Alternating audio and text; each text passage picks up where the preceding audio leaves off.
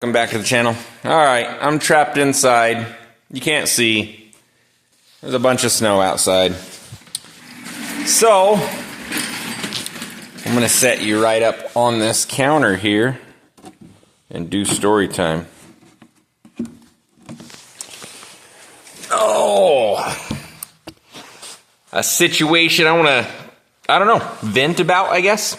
That's what most of this channel is venting. So, I own an awning company. We build awnings. That's all I'm allowed to build.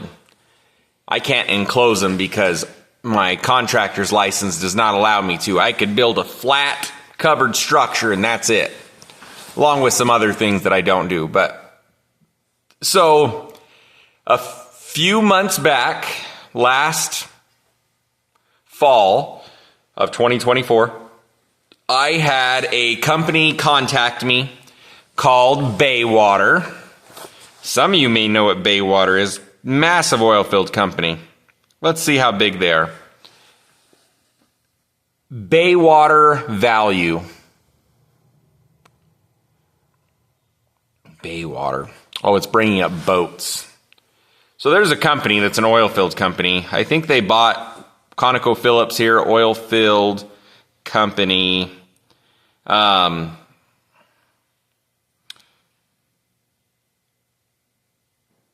So Baywater Exploration and Production, Denver based, valued at approximately $603 million. They contacted me to build awnings for Kinder Morgan, another huge oil-filled company, for lack of a better term, pipeline transport. And they have these meter stations that have automation and all kinds of other things. They've got $80,000 of automation on these little pads. And they wanted them covered, so they're going to start investing and covering all these things. Piece of shit phone. Kinder Morgan Value. So it was going to be in multiple states. Arizona, Utah, and New Mexico, and Colorado, that they wanted these awnings. And they wanted to build pretty sure Kinder Morgan's worth billions of dollars. It's on the stock market. I thought it was a private company, but it looks like there's stock. This one's saying $68 billion. $68 billion. A little bit more than what I have. So they were wanting to build these awnings to cover sites. All the same size, standardized, but they got to hold up to Colorado snow load, Arizona, New Mexico wind load. They've got to keep the heat off, reflect the heat. They've got to be coated. We had to do research on coatings, on galvanized and all this other stuff, and bolt hardware. So we had to do all this research to standardize these awnings across all states. So they said, we're going to start installing a bunch of awnings on our sites. And we want to make them all standardized. We're getting quotes and everything like that. And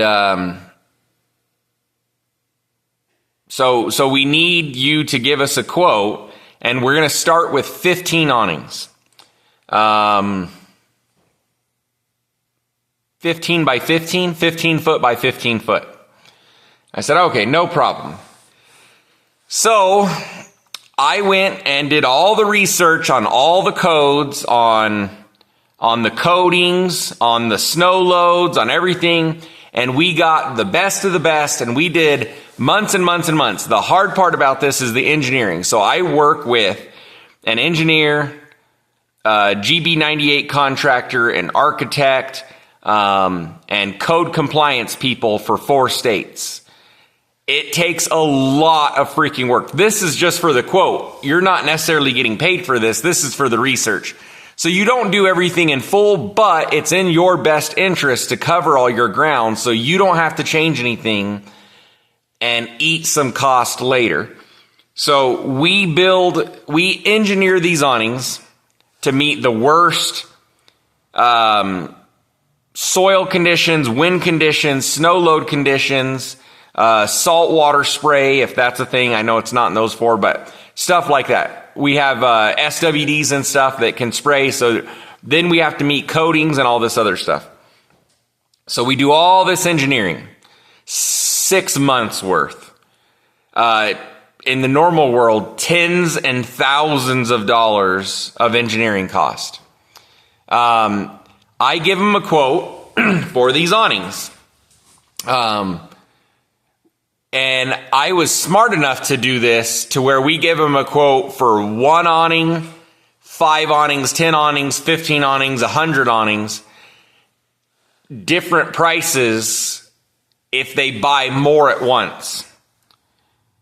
So because we have done this before, and I learned from the last one where we quote out, say 20 awnings, and if you buy all 20 awnings, we'll do them at this price. And they go, oh, we just need 1 at that price. And then you sell them 1, and you're like, wait,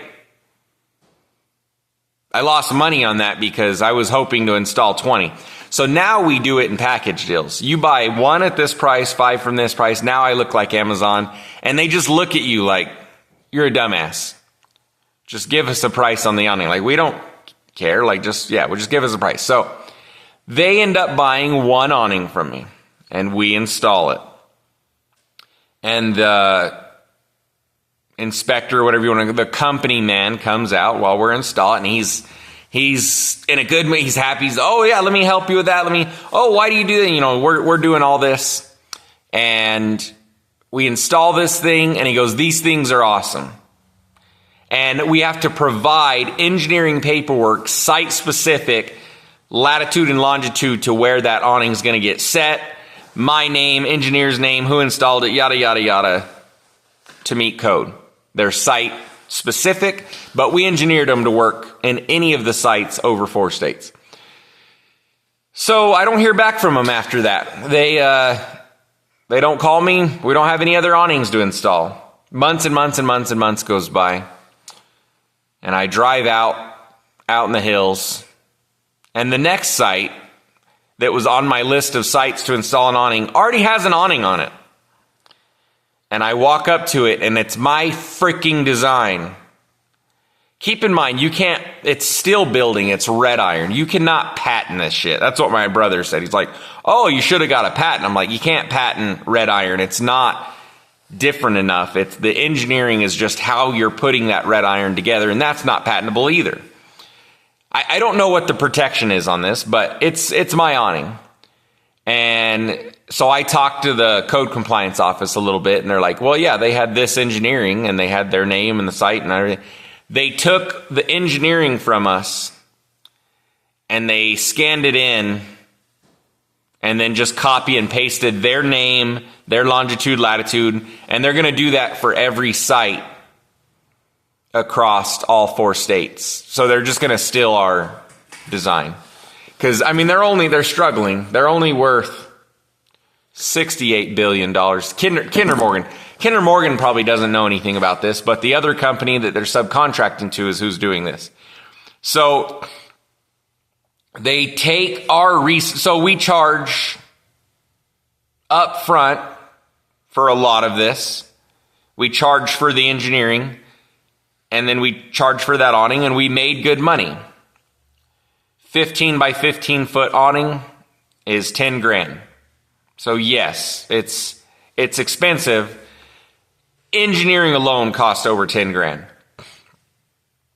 And yeah, skilled employees. We sandblasted, we sealed these things, we researched how to make sure to get the water away from everything like that. We powder coated them. We got all the hardware. I bought hardware. So it was like, man, you're going to pay like $5 a bolt, but if you just buy a box of 100 or 500 bolts that are meet the rating on the engineering, we save money. So now I've got this box of anchors and bolts and everything that will last me the rest of my life because we'll never do that many awnings. But so these companies just steal the damn engineering. They're worth billions of dollars. And you got little old me that, yeah, how do I stop that? What do I do? They just always steal the work from us. They let us do the footwork. And you say, well, just don't do it. Well, yeah, then I have zero chance of making any money. I'd rather make, or losing money, I guess. That's the upside of that. But all these big companies do that from us. Another business, trash business, we got set up and we go out and sell trash cans and get these new neighborhoods set up and these new routes set up and these new Dollar Generals and these new dumpsters. And Dollar General has us build the enclosures for the dumpsters. And we get all this set up. And then by the time it's profitable and nice and easy to do, Waste Management comes in and does a contract with the whole fucking town. And then they just go away. We got it from here. And there's nothing you can do. They'll sign up Dollar General for 2, 3, 4, 5-year contracts. You'll never get that work back. They'll sign up people.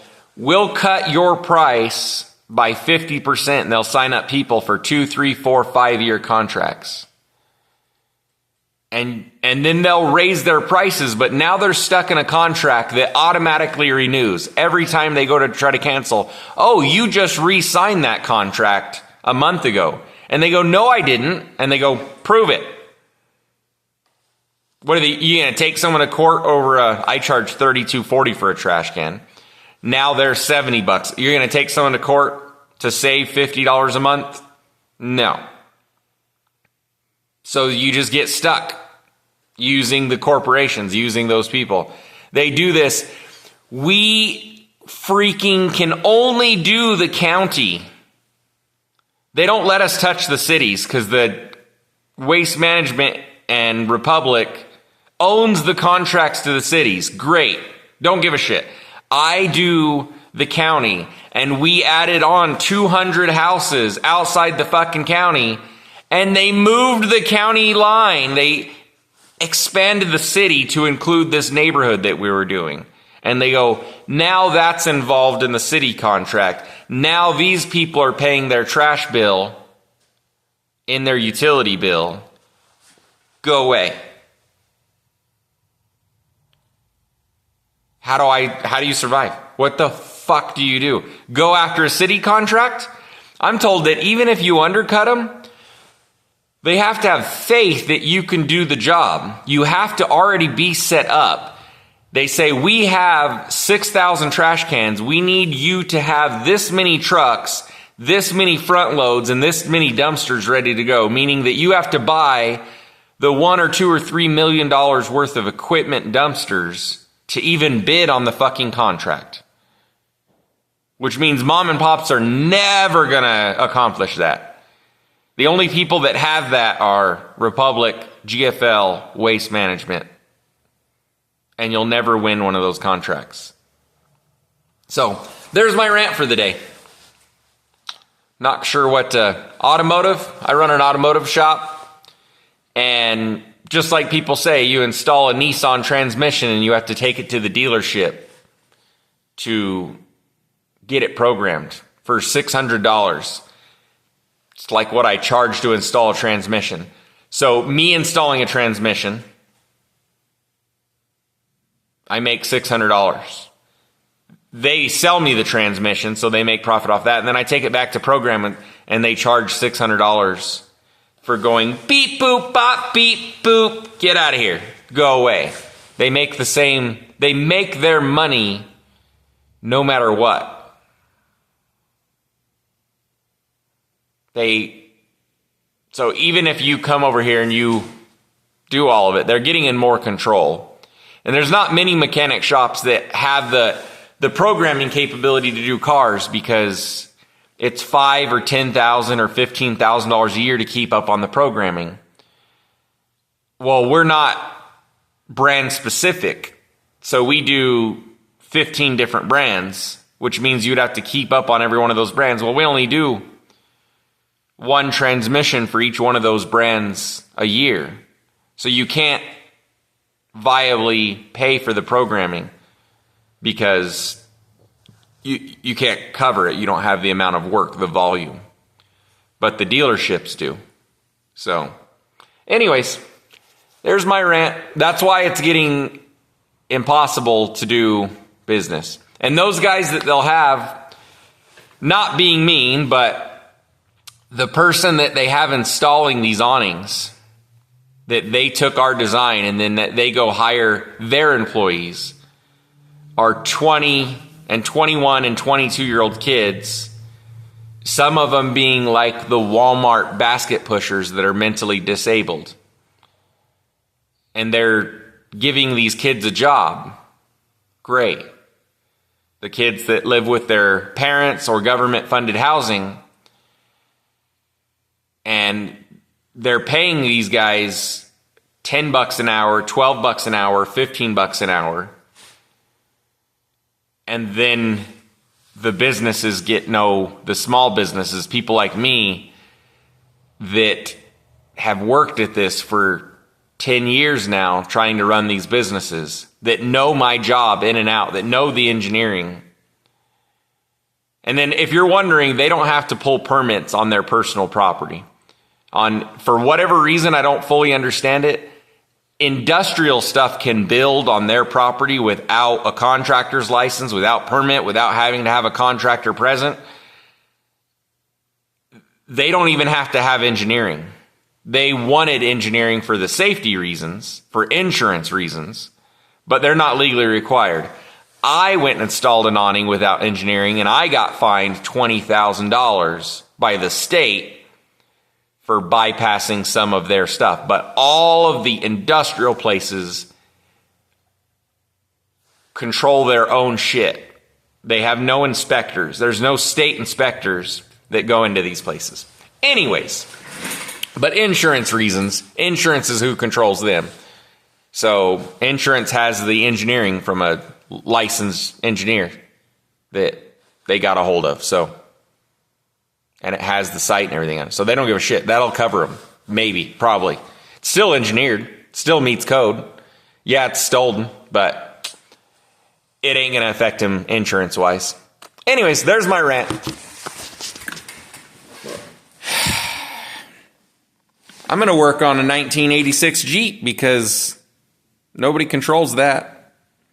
Nobody can I actually had to order a freaking power steering pressure analyzer for it, and because I didn't have one.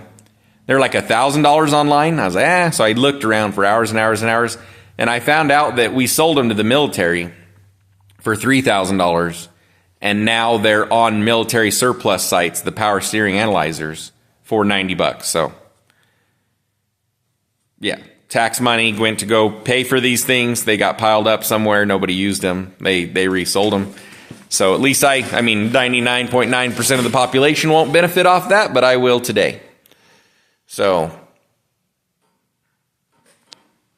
but yeah. Other than that, if you're not, yeah. So you got to save money because $1,000 tool just to test a freaking power steering pump. Power steering pump's probably $70, and you're probably going to get paid about $100 to install it, $150, which good money. Except you had to pay for the tool. So now you're negative with that as well. All right. You guys are sick of hearing me. See ya.